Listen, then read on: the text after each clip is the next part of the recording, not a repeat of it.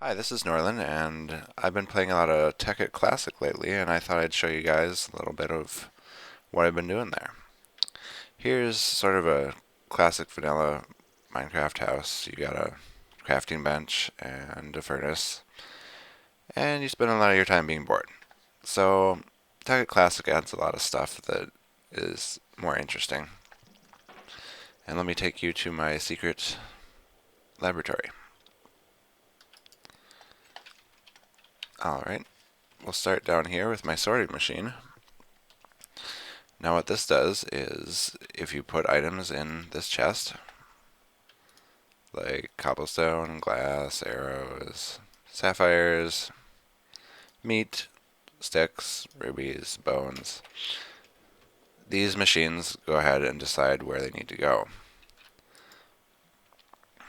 This one puts rare things under yellow and less rare metals and ores under blue, which comes through these pipes into metal and coal, and into gems and precious things, and so on and so forth. Building materials get put in here, red power and buildcraft get put in there, and you can see that.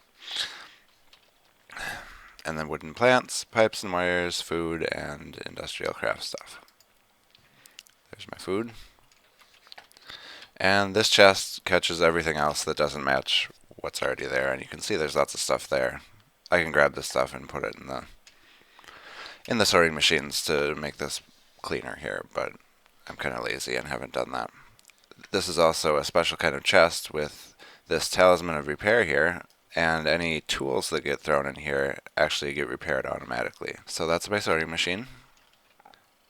It's got one of these timer things here, using the red power mod, which is pretty cool. And you can set how often it actually checks to see if there's items in the system. And you can see here that that pulse there is powering these machines. Alright. And here is my industrial craft thing where I process ores and such.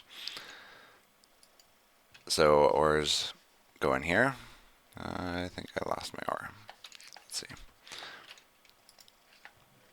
And there it is.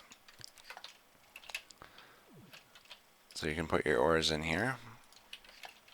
And there they go. They ended up getting sorted through here and down into the macerator. And what the macerator does is it turns your ore into powder, or dust here. And then the dust can be processed into 1 bar each, and each ore turns into 2 powder. And you can see those dusts are getting pumped out here through this pipe, going through this what's called a teleport pipe, back up to here, where they will get pumped back through here, and then down to the electric furnace, which is right here. You can see those nice iron bars going through there. And then here's an extractor, which there's not a ton of use for that. You can extract rubber wood to make rubber, extract water cells to make cooling cells, extract sticky resin to make rubber as well. And there's also a compressor. There's even fewer reasons to use that. Carbon mesh. It's a lot of stuff that is specific to mods. And then here is where all the cobblestone ends up. It's called a recycler. And it takes whatever you throw into it and occasionally spits out one of these scrap items. If it'll do that. Yep. And, okay, so that's my machine setup. And over here is probably the most important part of my factory. And it's a little bit of a cheat. This uses the what's called equivalent exchange mod. And let me explain a little bit of what that is over here first. So here's the equivalent exchange workbench sort of thing. And what you can do is, if you'll notice, each item has an EMC value. And that's just the conversion from energy to matter. So I can put one of these here, Actually, I can't. So I can put a cobblestone here, which is worth 1 EMC, and out of the other side, this is sort of a target, so you can decide what you actually want to get out. And you can convert this cobblestone into a stone. You can do more complicated stuff, like if you want a sapphire. See, sapphires are worth 1,024, and diamonds are worth 8,192. So you need a lot of lower level stuff to make a diamond. So that brings me over to here. This thing actually creates EMC. And how it does that is these blaze rods here macerate, these are macerators, into 5 blaze powders.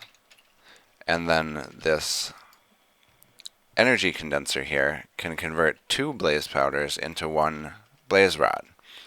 So every time you run them through the cycle, you get 3 extra blaze powder. And that extra blaze powder gets pumped up here into this one, which makes red matter. And you'll see that has an EMC value of 466,944, which is a lot of diamonds. So that's a very compact way to transfer EMC from one place to another. There's also dark matter, which is somewhere around 100,000 each. Okay, so now we're going to look at my factory. We're going to start over here. This is where the materials for the factory get generated. Now these chests over here, I just throw dark matter in manually, and they produce whatever I need. You'll notice the glass has 1 EMC, so there's a lot left over after throwing a dark matter in there. And sand's the same way. But some of these are much more demanding on EMC. See, these are, tin is 256. So there's actually a retrieval system that if it runs out of tin, it goes and grabs the dark matter, which is 139,000. And up in this chest up here, I got a cache of dark matter that it can grab to create whatever it needs to. And these ones are also a little more complicated. Right here, I have iron ingots, which can be pulled out through this pipe down here and down to whoever needs iron ingots. But there's also a thing called refined iron, which a lot of the industrial craft machines need to use. So there's another retriever here that grabs iron ingots out and turns it into refined iron. And that gets, I can't really see it. Okay, that gets piped out the back of that furnace, and that's accessible to all the machines. And the same here, here's some rubber, except nobody's ever going to want sticky resin. It doesn't go in any recipes. And that gets extracted into rubber, and the rubber is accessible throughout the thing. And this produces coal and coal dust. So there's a dark matter retriever here, which creates coal, and that's accessible anywhere. I don't think anything uses coal right now. And this macerates it into coal dust, which is an important part of solar panels. So this wall over here is my solar panel factory. First, it starts by creating copper wire, and then that copper wire is converted with this recipe into electronic circuits, and this creates machine blocks, which are important parts of any industrial craft machine. This creates a transformer, which is an ingredient in the solar panel recipe, and this makes a battery. And this makes a generator, which takes a machine block and a battery and a furnace. And this makes a solar generator, which takes circuits and generators and coal dust and glass. And then this, using 8 solar panels that come from there, and one of the transformers, it makes one single more powerful solar array. And this creates a medium voltage transformer, And using that and 8 of the low voltage solar arrays, you can make a medium voltage solar array. And then over here is my factory for creating the machines that actually create the factory, if that's not confusing. The retrievulators are these brown ones in the middle. And let's see. And over here are the regulators, and those are the things here. Or wait, where's the retriever? Oh, I don't actually have a factory to make a retriever, but it takes this stuff and I can create those. And the way these retrievulators work is basically on the T side here, you say, this is what I need for my recipe. I need a regulator, 6 wood, and a transposer. And what this says is if I have less than 1 regulator, grab 1 regulator. If I have less than 6 wood, grab 6 wood. If I have less than 1 transposer, grab 1 transposer. And you can do more creative stuff with that, like if you look at the copper wire one, if I have less than 6, I get 12. If I have less than 3, I get 6. And that way I have enough materials to make 2 stacks, or 2 recipes full of the copper wire. And I noticed that there's a bug where in my system where sometimes you end up with less than 6, and some of the other machines need 6 wire, so it gets clogged up sometimes. But now that I've removed the clog, you see that it sort of is whirring to life. There's electronic circuits shooting over there, and coal dust, and all sorts of exciting stuff. And the thing about these retrievers is they fire a lot more often than they're needed, so they end up getting materials shooting through these tubes that the retrievers don't actually want by the time they get there. And that's why there's a bunch of chests here to catch the excess. Any requests that are made and then rejected end up at the nearest chest. So it's nice to have chests very close to a lot of the machines. And then over here are some furnaces to create some of the things that the retriever and retrievulator stuff needs. Like this is for red doped wafer, silicon butyl. And these machines aren't complete really because they actually run on coal. So I have to manually load coal into them right now, so they're powered. You can conceivably pump coal into one side and items out of the other side, but I haven't gotten around to that yet. What are these for? Oh, these are just more items for the... Oops. Okay, this one is empty, so I haven't decided what to use for that. That uses pneumatic, creates pneumatic tubes, which is what all these tubes are that you see. And let me just run you behind all these machines through the back door here. And these wires are all what's called bluetricity, which is what the retrievers are powered with. If we can see, yeah. See here, it's running into there. And this cable goes all the way up to the roof where there is a blue power solar panel. There's actually 2 sets of solar panels. There's an industrial craft one and a red power one, and they do not work together. So you have to have one of each if you want to power all the machines. Alright, let me take you to the power generator. These cables above us are the power cables. So here is my nuclear reactor. And there is a complicated arrangement that you have to do. There's websites with like little tools that'll actually design this for you.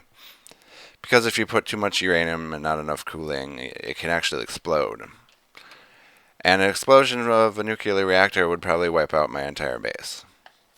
And just leave a huge crater here. So that would not be fun.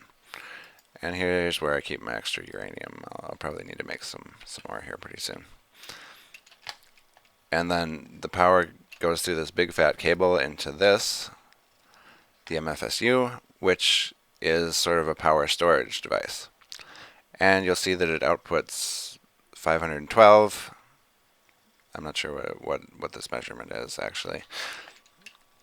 And then this machine takes the energy from 512 down to 128, and this takes it from 128 down to 64, and this takes it from 64 down to 32. And all the industrial craft machines use 32 current by default. And if you pump anything more into them, they will explode, which is not any fun. And down here is my, what is this? Mass fabricator. And what this does is it takes a crap ton of power and it turns scrap and power into what's called UU matter, which can basically be crafted into anything. And the most important thing that I'm trying to craft right now is iridium ore, which will give me better armor than I already have. And if you'll notice I can fly, that's because of this ring I have. It's fairly easily crafted with dark matter, and it's super handy. Alright, so what this does, this is my quarry. When it's powered, it sort of runs back and forth across the area defined by the orange frame, and just mines up all the things in there. Cobblestone, ores, whatever you got. And if it runs into lava, it'll shut down, so it's actually nice to have water in it. It usually ends up having water just because there's a lot of water underground and ponds on the surface, so it's usually okay. So this is my geothermal generator, and it's being pumped full of lava by this teleport pipe here. And then this is an energy link, which converts this, which has industrial craft power, into build craft power, which is what the quarry is powered by. And then anything sucked up through the big tube gets shot out here through this teleporter. And that teleporter goes right into my processing system that I showed you earlier. If you look right there, that's where that teleport pipe comes out. And that way all the junk gets turned into scrap over here, and all the ores can be smelted and macerated and all that good stuff. And let me just show you the pump that's pumping lava up to this teleport pipe. So there's a pump downstairs which is pumping lava through here, through that teleport pipe, over to the quarry. And that just lets me know when I've run out of lava in whatever basin I got the pump in. This is actually a quarry that was made earlier, and I've just converted it into my factory by putting floors in. It's actually pretty convenient to have such a wide open space. And this is another quarry. Things can get quite messy if you got a lot of quarries next to each other. And here's my pump. And it's got two of these pumps, which actually do the pumping, and this is the machine that extends the thing into wherever it needs to go and starts pumping away. And you can see there's already some lava missing here. And this whole area here used to be full of lava, and I've pumped all that out. And there were materials under here that I was able to harvest, so that was pretty nice. Not that I really need them with the EMC anymore. So I also have these nice set of tools, which are made with red matter. So they're very expensive. It doesn't have the EMC value, but it's probably in the millions. But the nice thing about the pick is, if I can find some ore with multiple objects. Okay, here. So you right click that, and it'll mine not only the one you click on, but any other ore connected to it, which is pretty handy. So you can run around and clicking, and that's pretty cool. And the cool thing about it is, if you saw that black ball fly toward me, is it puts everything in one item so that you don't have to worry about lag with a bunch of items flowing all over the place. And there's a dark matter shovel here, and that'll shovel a big area like that, which is pretty handy if you're trying to clear out some space. Let's see if I can get back to the surface to show you the axe. Oh, a skeleton, huh? We'll see about that. Chop, chop, chop. Chop, chop. Alright. Here's another one of my many quarries. These smaller ones are what I had when I started, when I didn't have a lot of energy or materials. And I basically lived in a hole in the ground. It was pretty sweet. Alright, so the red matter axe, if I can charge it up here, is pretty cool because if you click on a tree, it just basically disappears. And then the wood flies out. It's pretty handy. And it doesn't actually chop down a whole tree, it just chops whatever your charge is. It chops like a 5x5 or a 10x10 area of tree. Which is nice if you're trying to deforest something. Which I was, because my whole starting area here is jungle. And I've managed to clear out quite a bit to make it look a little nicer. Jungle is cool and all, but it's a pain to walk through. And here is my blue power solar panels. And that's what's powering all those machines. They don't take much power, so there's not a lot of solar panels there.